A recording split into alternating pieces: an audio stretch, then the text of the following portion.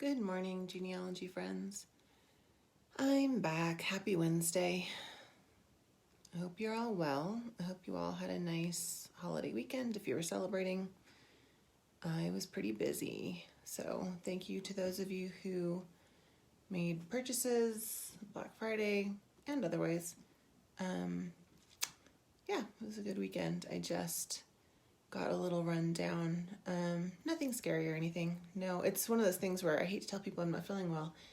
In the year of our giant pandemic, it was nothing like that. I was having a bit of a fibromyalgia flare, and I just needed to take some time because that's how that works. Anyway, I am back. I've got new pages, which are actually last Wednesday's pages, but I can talk about them. And then I'm going to talk about starting a family tree notebook. I'm hoping this won't be boring for those of you that already have a notebook going. Maybe this will give you a couple things to think about, but I wanted to do sort of a basic okay, but how do you start? Because I feel like a lot of people get hung up. I know it's hard, especially if you've suddenly gotten 200 or 300 genealogy pages, to understand what you're supposed to do. You know, okay, here are 200 pages and go. I can see how that'd be super overwhelming. So let me flip this around. Good morning. I'm not as tired as I look. That is just a mom face. Okay, so I got new pages. The new pages that I have out have nothing to do with today's topic. We were going to talk about travel before the American Thanksgiving last week. So I made all these travel pages. And originally, I'm sorry, I forgot my tea again. I should set an alarm. Carly, get your tea. Anyway, I've got all these travel pages, and I was going to make a little travel bundle, but I decided to actually have these pages be a la carte. I think I'm going to do that more often. I like the bundles, but the problem with the bundle is that I do have to charge as though somebody's going to use all of the bundle pages. And sometimes I look at the bundles and I think, I bet you a lot of people will only need one or two of these. And the funny thing about these pages, as you'll see when I share them, is that they're kind of multi-use. Like, you could use these for traveling and family vacations, but then I can definitely see how there would be other uses. So let's get into it. But yeah, that's kind of the theme. The theme was travel, if you're wondering what these pages have to do with each other.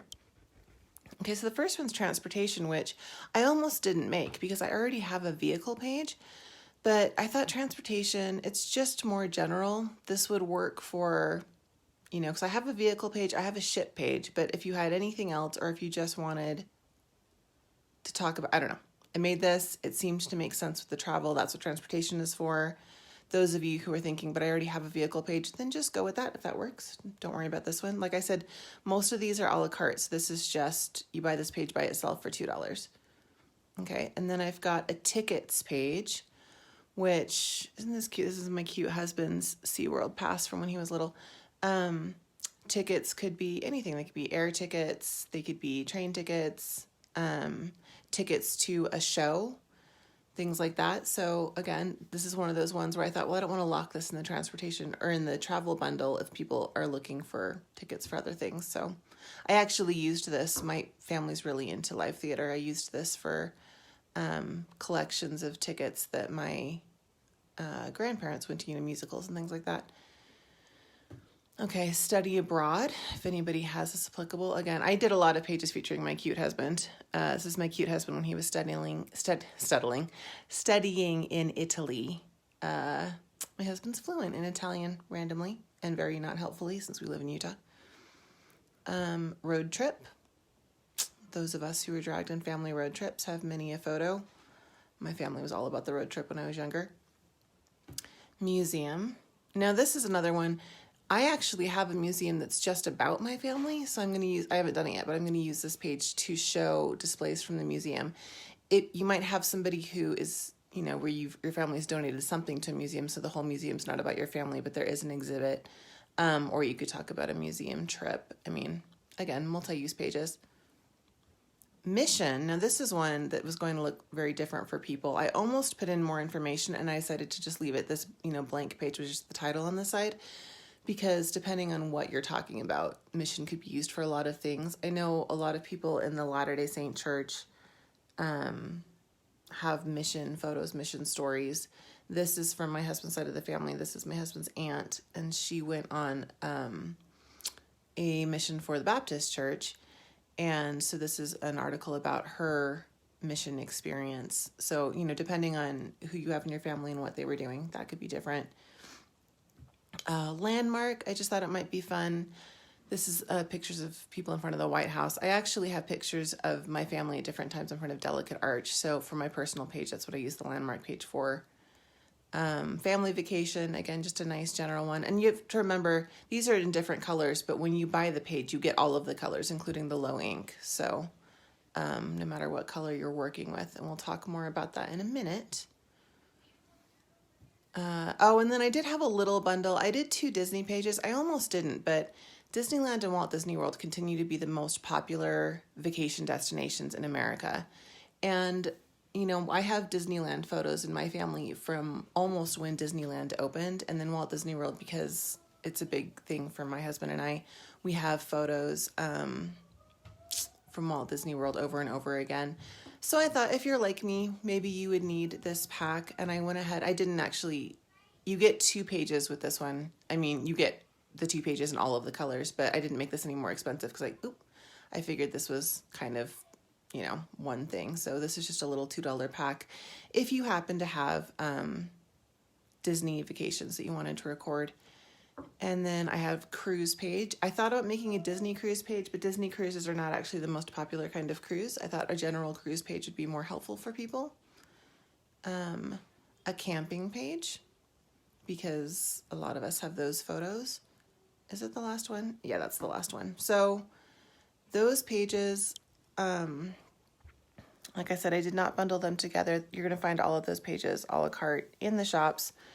If you can't find them on familytreenotebooks.com, if you go to the menu, there is a category for single pages and small bundles. You can go to that page and it's going to automatically default to showing you the pages in order of how many, like the best-selling pages first.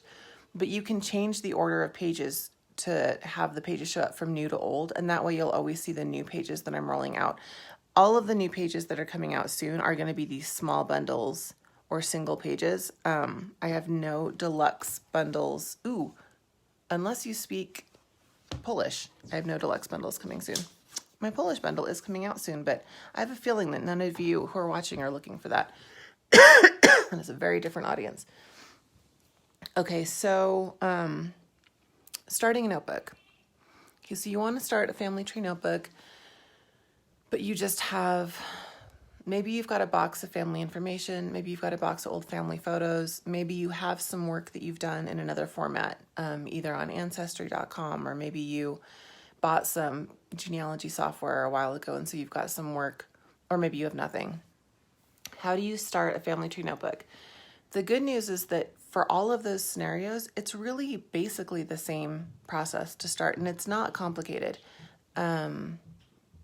I know that it can be overwhelming when you get all the pages at once, but don't think of it like you have to start using all of the pages. Just think about what it is you want to accomplish and start doing a page at a time. So the first decision that you have to make when you're starting a family tree notebook, and this is all assuming that you're using my pages. This is not me talking for all family tree, books everywhere. With my system, the first decision you have to make is you have to make a decision about color. I have 24 colors. That's actually 23 colors, and then a low ink version, which doesn't have the colored margin. Now, you could decide that you wanted to use all of the colors. So far, I don't think anybody has done that. I think I'm the only person in the world who owns all of the colors. So if you wanted to, you could do it that way. That would be kind of expensive. Most people have just one color per book, I believe. And some people sort of divide their books up, doing like, okay, this branch is going to be this color, this branch is going to be this color. There's no right way to do that. You have to make a decision though, because those are the pages that you're going to use. And if you're going to, so you wouldn't want to think, okay, well, I'll just worry about that later and then buy a bundle in a color that you don't really want, if that makes sense. I don't know how many people would really do that. Now, if you're doing the pages digitally, especially on GoodNotes, it is easy to switch the page to a different color, kind of a copy and paste or to just switch the template behind whatever work you've done. So you could switch the color later if, let's say, you did a book all in one color and then you decided, okay, no, I really do want to start branching off and making these different branches different colors. Is it necessary? I mean, I don't do that, but if you wanted to, it's not overly complicated, but that is the first decision you have to make, color. Second decision you have to make is the writing. So you adding writing to the pages, you can print the pages off and fill them in by hand. I know one person does that. That is not the most common way for people to be building these notebooks. Most people are filling out the pages digitally and then printing them out for lots of reasons. Mostly it makes it easier to fix mistakes, things like that. Now, I use my iPad and I use my own handwriting. That is not an accident. It's funny because I do so many things digital, but I am more of an analog person when it comes to actually doing research. I like the feeling of having notebooks and being able to draw arrows and have my notes. So I've always wanted to use my handwriting. Because of that, my pages look pretty consistent. My handwriting comes out the same all the time. And it generally is about the same size, and I always use black ink. However, I know some people struggle with having their handwriting be consistent. So if that's you, then you want to at least tell yourself you're always going to use the same color of ink. And maybe, in my case, I always write in my notebooks, I always write in these caps, these all caps, kind of consistent size. But I have written like that for a really long time. I mean, I do know, I know how to write lowercase letters. I do write in cursive and things like that sometimes. But I got used to doing schoolwork and research in that kind of handwriting just because it made it easier to read. Now, you could make a decision like that, but you have to stick with it. So you could decide to write all in caps. You could decide to not, sorry, I'm speaking terribly today. You could decide to fill your book out using only cursive handwriting. Although I will say, even though I don't agree with it, fewer and fewer children are learning how to read cursive. And cursive handwriting, when your hands are starting to get tired, it can get a little messy, even for the best of us.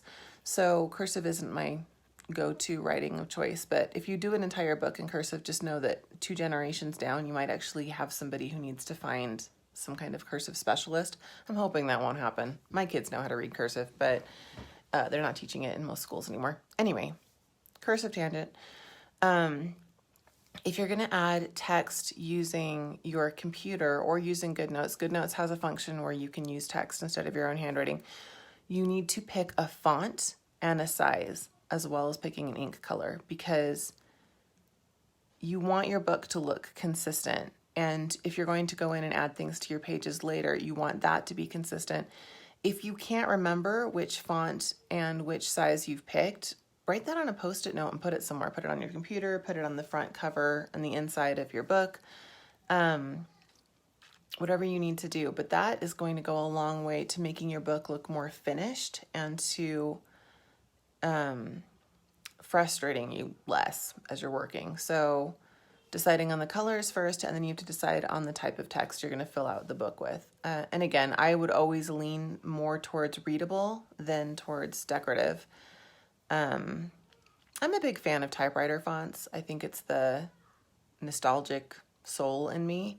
But I also feel like even though they're a little bit decorative, people can read typewriter fonts unless they're ridiculous. And so when I use fonts, a lot of the time, that's what I gravitate towards.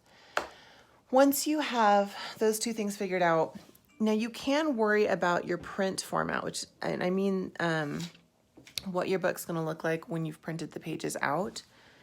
It's not, in my opinion, you can actually let this go for a little while, especially if you're making digital pages, and just work on creating your pages and not printing them out. Or if you print them out, you could just put them into file folders and things like that. But I know people are kind of worried about that. I get a lot of questions about that. So I'm just going to show you really quick.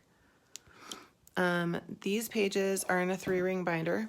So here you've got the color margin on the page. I've just got a 3-ring binder with tabs.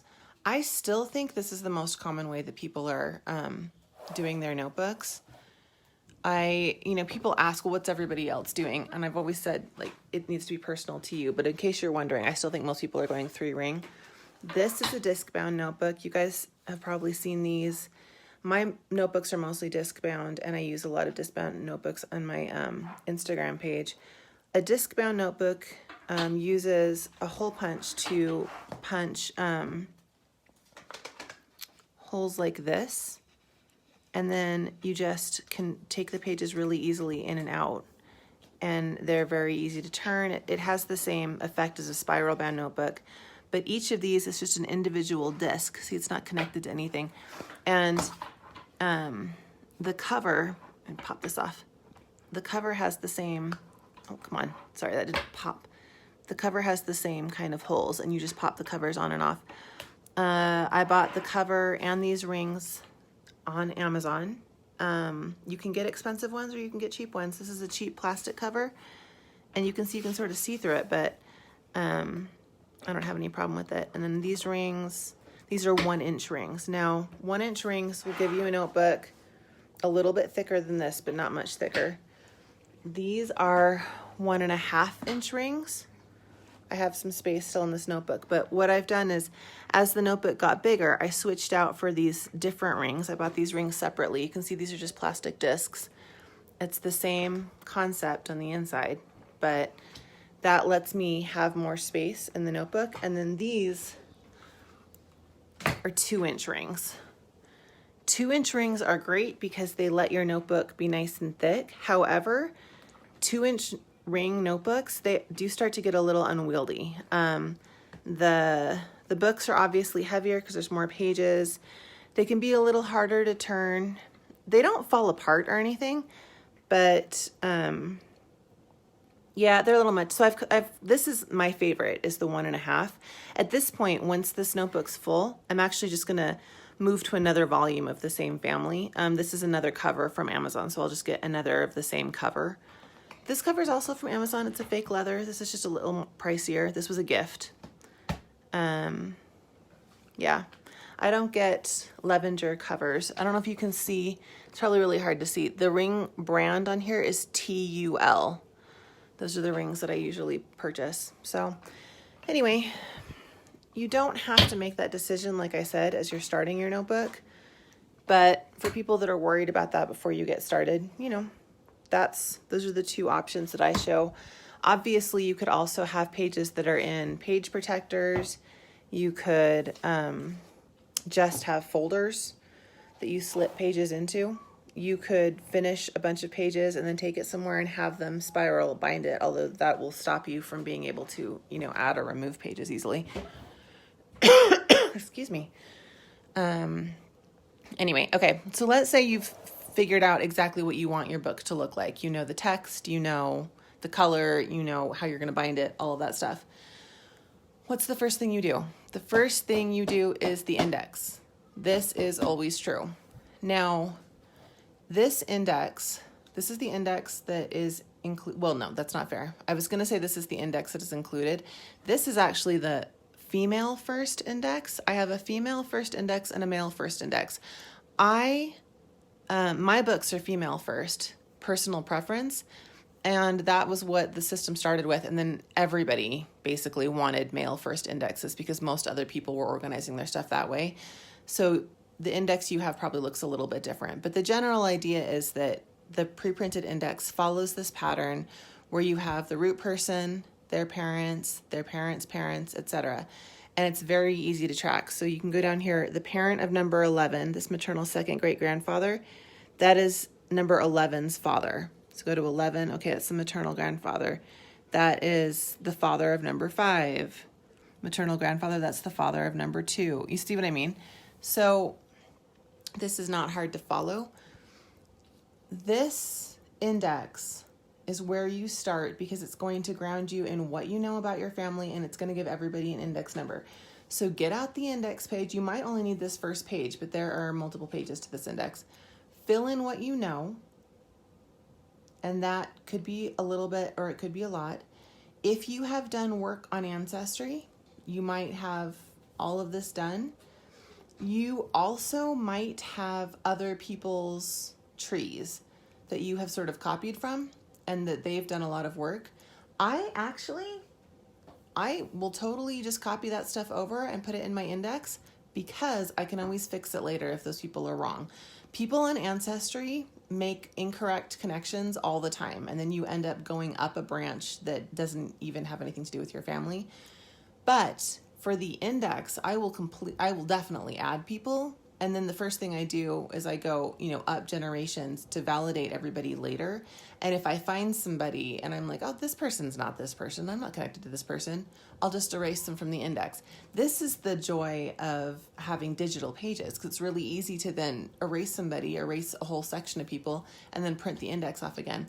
This is also why I don't sell print pages. I don't know if any of you were really into scrapbooking in the late 90s. I got so into scrapbooking, and they used to have these scrapbooking stores where you'd go and I think that they're still out there, but you'd go and there'd just be racks of paper and whole things of stickers and things of pens, and you could go through and you'd buy pages, and the pages were like 15 cents a page, 20 cents a page, depending on if you were getting cardstock and things like that. I used to go and leave with these paper bags full of pages, and I would have spent $20 getting all these decorative pages, and ultimately I created all these scrapbooks that I then later tore apart and recycled.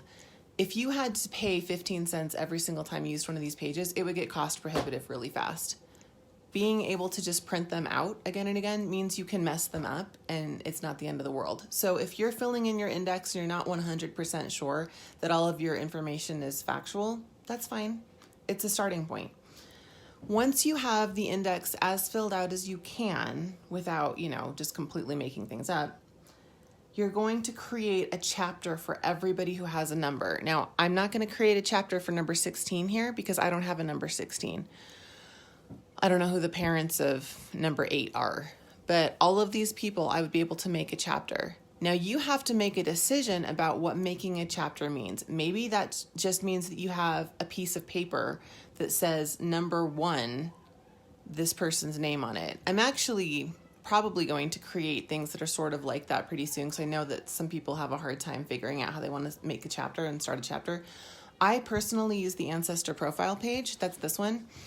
I will create this even if all I have is a name, because all you need is a name and an index number. And then up here, I have a place where it says relationship to root person. In this case, this is the root person because it's number 1. And those of you who are familiar with the pages know that I also have a root person page I could use here, but I'm an Ancestor profile classicist. That's not the word I was looking for. Anyway, now before I add stuff behind this profile, I'm going to go through and I'm going to do that for everybody that I have a number and a name for, because that's going to give me a place to put the things that I have to file. Okay, so let's say that I've done that. I've got the index. I now have, everybody has a page. Everybody has a place with their index number. And so I've got all these different Ancestor profiles. At this point, that's when you start putting things behind people in their chapters. You take what you have and you put it behind them. So again, if you have a ton of work like on Ancestry and you're super overwhelmed, just go down. Just start here and then do the next person and do the next person. And yeah, it might take you a while, but it's very fulfilling. And then you're going to actually have something that you own. So if your Ancestry subscription gets messed up somehow, it's not all going to vanish. But don't make yourself crazy by jumping around or thinking, okay, I'll do the interesting person first. No, just one by one, fill in what you know. And if you get to somebody and you don't really have anything, that's fine. Do what you have for that person and then move on, and you can come back to that person later. It's up to you if you want to stop and then start researching for people that you don't have a lot of information on. I don't do that. If I have stuff to file, I go through and I do this until all of my stuff is filed. And at that point, I will go back and start looking, okay, who has a thin chapter? Who do I not have a lot of research on? Who has something that I put a flag on because, okay, I've got this record, but I really feel like that's not right. Maybe this person didn't have a baby when she was 13. Let's take a harder look at that.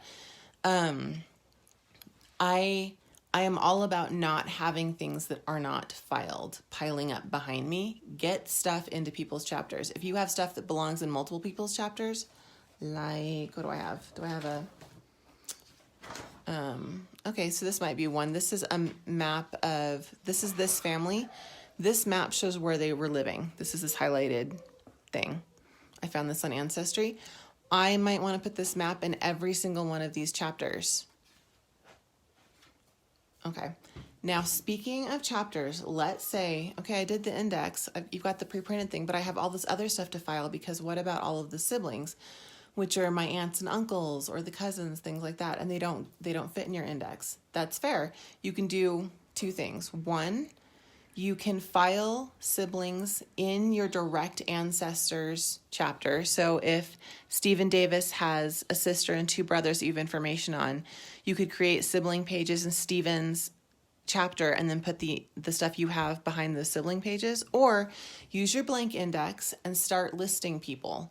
You don't necessarily have to give them numbers. I think it helps, but start listing people and then give them chapters, maybe without an index number yet, if you're not ready. Start filing stuff, and then once you figure out how you want to add those people in, maybe you want to give Stephen Davis's, so Stephen Davis has an index number of 5. Maybe his sister is 5A, and his brother is 5B, and his other brother is 5C. You can then take this whole chapter that you've at least put together and then move it behind Stephen, add that index number on the bottom of all the pages, and have it filed that way, and have a separate page where you list, okay, this is this person's name, and the index number I gave them was 5A. I hope that makes sense. I know that people don't like that it's not all listed together, but in order to have a pre-printed index, the only thing I could do was only have direct ancestors in this one, and that's why there is a blank index page included. It's so that you can add people in if you want to. I don't do that. I only ever add in people as siblings. That's how I fix that. But that is, again, personal preference. Once you have that and you've got things going and you're filing stuff, I mean, you have a family tree notebook. I don't want people to get frustrated if your family tree notebook just doesn't feel as full as you want it to, or if you're starting out and you only actually know the names of your own parents and your grandparents.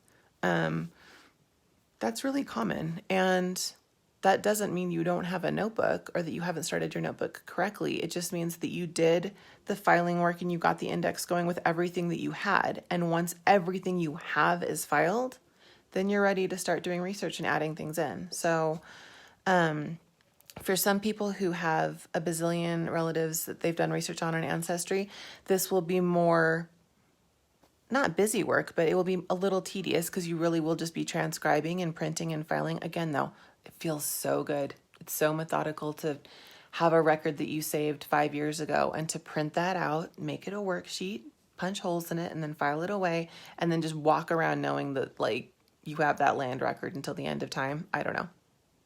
I really like filing things and putting them in binders. But for those of you who don't have, thousands of people on Ancestry, you might end up with a very thin notebook in the beginning, and it might feel like, okay, I have all this work ahead of me before I have this nice thick notebook, or before I, break down some of these walls. But that's okay. Sometimes it'll come faster than you think. Maybe you'll be able to find a family member who can fill in a lot of holes for you at once. But if not, it's a really fun journey. I was actually, tangent, I had to go into the clinic because I told you I wasn't feeling well. And the person that was putting an IV in, I was asking her, I always ask people about their family history because people always ask me what it is I do for a living. And then immediately I can be like, actually, let's talk about your ancestors. And I don't think this is a privacy thing for me to tell you. One side of her family was the Tanner family, and the other side of the family was the Levitt family. And here in Salt Lake City, those are really famous names. They have a lot to do with Utah history. Because of that, she has a lot of people in her family who do a lot of genealogy, and there are books published on her family history. So her family history is pretty much done. She doesn't have a lot of ancestors that she doesn't know a lot about. Now, I mean, I was telling her, okay, but cousins and siblings, and if you keep looking, you're going to find somebody. But she said that she never really got into family history because there wasn't any mystery to it. If she was curious about her family history, she could just walk to the bookshelf, open a book, and find all this information about all of her people. And I actually kind of felt bad for her, which is funny because you think that's what we all want. We all want published books full of, hard facts about your ancestors, but she doesn't have the thrill of the hunt. And that's sort of what the hobby is. It's part, look at all of what I've accomplished, but it's also part 2 o'clock in the morning. Oh my gosh, look at what I just found. I just connected these two people and look at this whole part of the story that nobody knew. So yeah, we had a funny conversation because I told her I am both envious of you and also I feel really bad for you. So there you go. Anyway, I hope that that was helpful. I hope that those of you who already have notebooks going weren't disappointed in the topic. But I think that it's funny because I think the more people you follow on Instagram in anything, not just genealogy, but in anything, the more you start to see people who are at the end of their journey, or at least who are farther on their journey than you are. And it starts to feel like you're never going to get there, that you're not part of that club. And so therefore, maybe this just isn't even for you. So I wanted to do a video that addresses some of the things that come up when you're just starting, because everybody just started at some point. So, all right. And I am feeling better. So there's no reason that I shouldn't be here tomorrow with a different topic. No new pages tomorrow, but, will I link to the new pages? I won't link to the new pages. If you guys are looking for the new pages, just go to my site, familytrenotebooks.com, single pages and small bundles, arrange them new to old. You'll see the new pages. And in Etsy, I'm pretty sure the new ones should be right up front. So, and the pages are the same no matter where you buy from. I can tell that people tend to want to keep buying from the place where they've bought before, which kind of makes sense because in all of your pages and your order history, it's all organized in the same place. So, but they're both on there. Let me know if you have any questions and I will talk to you guys tomorrow.